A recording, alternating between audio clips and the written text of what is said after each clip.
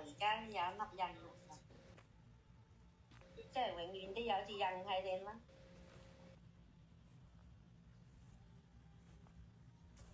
咁咧就變成咧係變咗其他顏色啦，啲皮膚啫。而家我都冇覺得佢，唔知有冇都唔記得，以前就好明顯。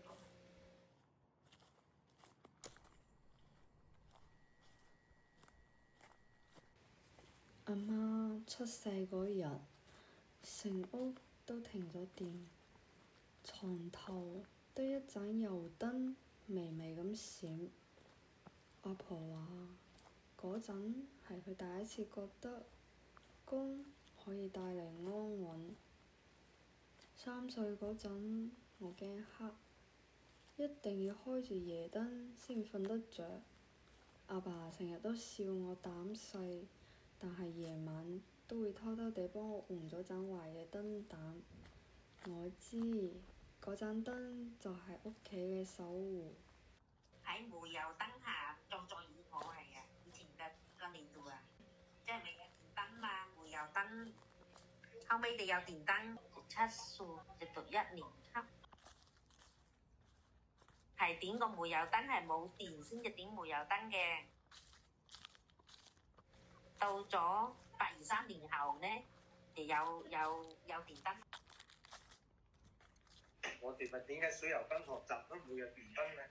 啲燈有就有電咯。以前嘅煤油呢又好緊缺嘅，點齊都冇啦，咁呢就冇，咁咪一片漆黑啦。為咗慳煤油，就係喺盡快呢就要做齊啲作業，係早瞓覺就唔使點咁多燈。嗰啲燈泡仲要係啲瓦數啊，係好暗嘅，為咗慳電，即係唔點咁大嘅瓦數。佢越大瓦數越光呢，啲電呢就好耗電噶嘛。為咗慳電咁咧，就啲瓦數好暗，25瓦嘅燈泡啊。到咗9幾年，初中畢業啦嘅時候，先至嗰啲人嗰啲工資就好少嘅啫喎。屋企買嘅燈泡都係要買瓦數係最細嘅25瓦嘅嗰啲燈。後尾咧就到光管之後咧就有30瓦，就有40瓦咁啫嘛。90年後啦，初中畢業後就有光管啦。以前都係未有光管，係燈泡，因為當時廠家都唔會整咁大咧。以前係上門收電費嘅，如果你冇錢交就掹閘噶啦，封標嘅。即係整個村啲停電咧，就係電站冇有水發電，冇電噶啦，一片漆黑啦。煤油咧就倒入裏邊個玻璃嘅，咁就裝住，咁咧就一個油芯，咁咧就點着，咁去照明啦。黑到啊，下半夜啲人瞓緊覺就用得到啦。食飯嗰段時間8點至到10點嗰段時間都好少用得到，都唔夠使。8889年嘅有蠟燭出現啦，咁就唔使點煤油燈咯。結婚嘅之時，各家各戶啲有電燈啦，火力發電廠嘛。用煤，當時係未有聯網又啊，地方嘅水力發電唔夠供應。你出世嘅時就肯定有光管啦，有30瓦、40瓦嘅光管啦。嗰啲淨係要識到嗰啲，即係掹條線嗰啲咁嘅識着嗰啲咁嘅台燈啊，唔係電子，唔係電嘅喎。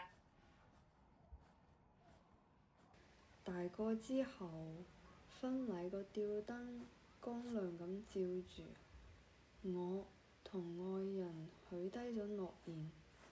嗰陣光就係見證咗我哋嘅未來。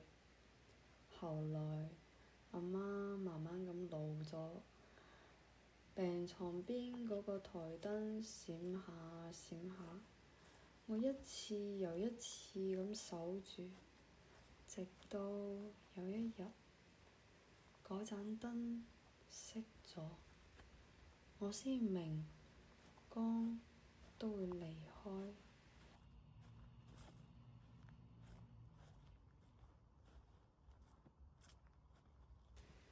而家我點亮咗一盞細細嘅夜燈，放喺仔仔張床頭，望住佢安安穩穩咁瞓，我忽然間明白，嗰盞燈其其實從來都冇熄過，只係換咗個地方，繼續照亮下一代嘅夢。